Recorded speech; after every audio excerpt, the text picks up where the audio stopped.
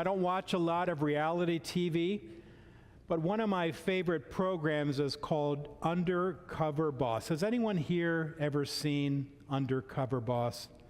Well, it came on the air in 2010 and ran for 10 seasons. The premise was really basic. Using disguises and hidden cameras, the owner of a company would go undercover for a week, posing as a low-level employee to see what's really going on in the business. The boss's goal was to figure out what's not working so it could be fixed. Watching the show, I was always amazed that some employees would reveal things to a total stranger that they would never have told their boss. They opened up about personal issues. They shared struggles they were facing and pain they were experiencing, sometimes even crying as they told their stories. And their honesty and vulnerability gave the boss a deeper awareness of what the workers were dealing with every day. Undercover Boss. Today's gospel story of the disciples on the road to Emmaus reminds me of the reality show. The risen Jesus disguised himself from two of his followers so he could find out what was really going on. And they opened up to him. From their conversation, he was able to figure out just what they needed to grow as disciples. Let's get started. The encounter between Jesus and the two disciples took place on Easter Sunday as they were walking from Jerusalem to Emmaus. It was a 7-mile journey that would have taken them a couple of hours. At some point, a stranger appeared and began to walk alongside them. We know it's Jesus, but they didn't recognize him. By going undercover, Jesus was able to discover many things. For example, he could see their sadness. He heard how upset and confused they were about what had taken place in Jerusalem. Now remember, this was 2 days after Jesus died on the cross. And he pretended to not know any of this. You might be asking yourself, why did Jesus go undercover? Why didn't he reveal himself to them right away? And why did he ask them questions he already knew the answer to?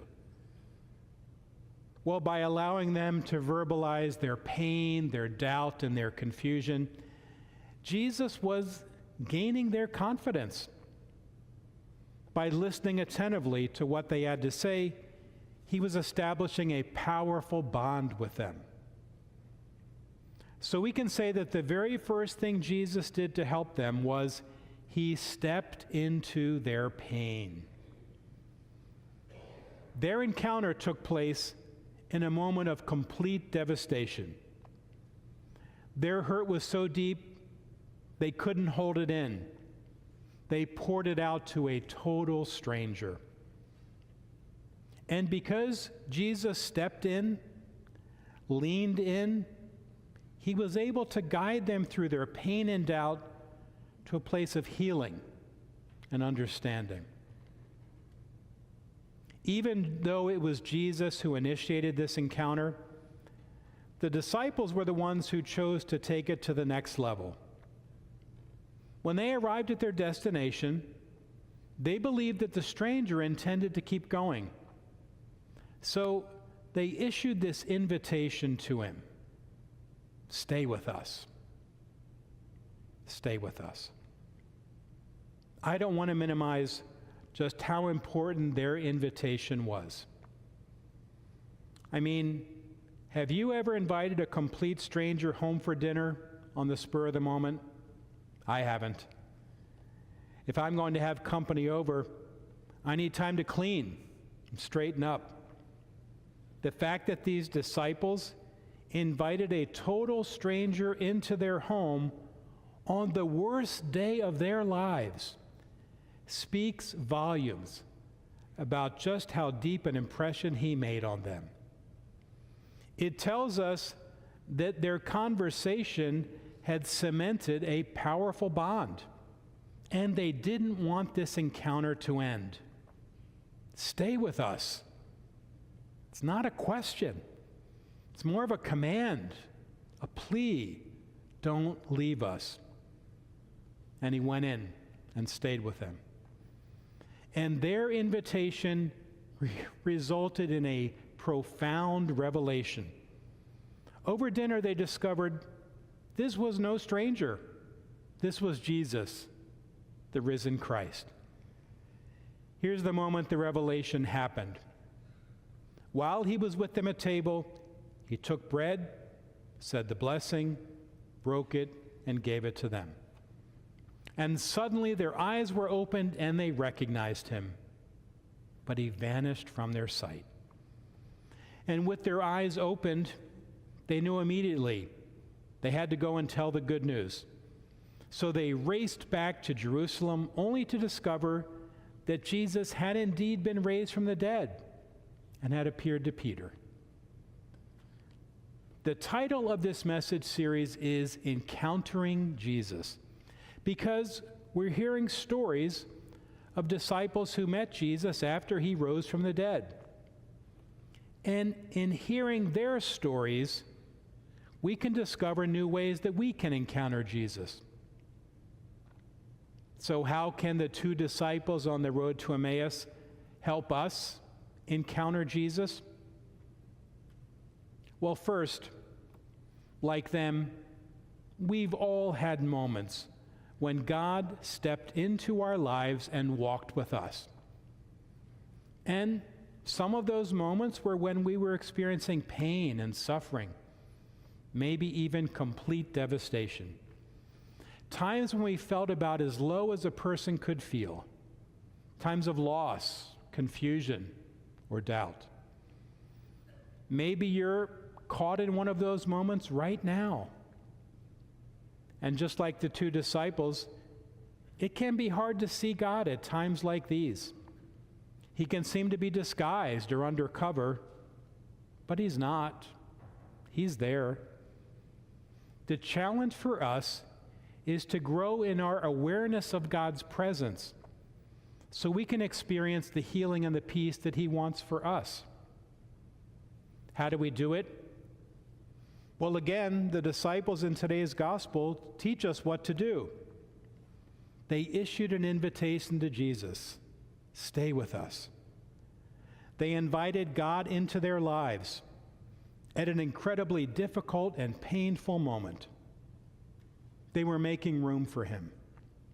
We need to do the same. We need to invite God into our lives through prayer. Even though you may not have it all together, even when life feels messy, and even if there are things you'd rather God didn't see, ask him in. Invite him to stay with you. He already knows what you're going through, but by honestly sharing your struggles with God, you create space for Jesus to step into your pain and walk with you. So just take a minute or two each day, every day, and tell God what you're struggling with. And do it every day so it becomes a regular routine and an ongoing conversation. And the second way to encounter Jesus that we learn from the two disciples is through the Eucharist, the Mass we celebrate here. It was over dinner that the disciples recognized Jesus when he took bread, said the blessing, broke it, and gave it to them. Almost identical language you hear me say at every Mass.